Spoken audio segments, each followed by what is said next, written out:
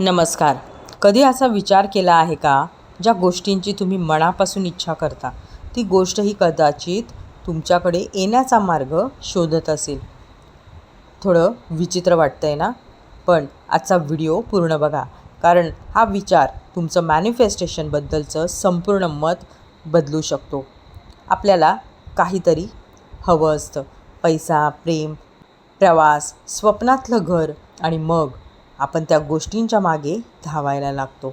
पण त्या धावपळीत आपण एक गोष्ट विसरतो.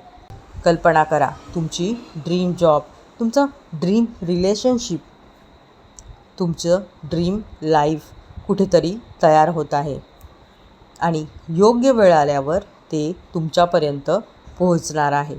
म्हणूनच कधीकधी उशीर म्हणजे नकार नसतो, तो फक्त तयारीचा काळ असतो. जेव्हा आपण बीज लावतो ते दुसऱ्या दिवशी झाड होत नाही, पण जमिनीखाली खूप काही सुरू असतं. मुळे वाढत असतात, तयारी सुरू असते.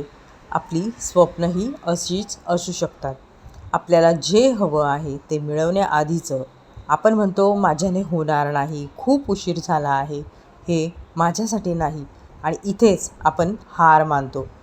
पण जर ती गोष्ट आधीपासूनच तुमच्याकडे येत असेल तर विश्वास म्हणजे सगळं दिसत असताना विश्वास ठेवणं नाही, तर काहीच दिसत नसताना शांत राहणं आणि स्वतःला सांगणं, जे माझ्यासाठी आहे ते योग्य वेळी माझ्याकडे येईल.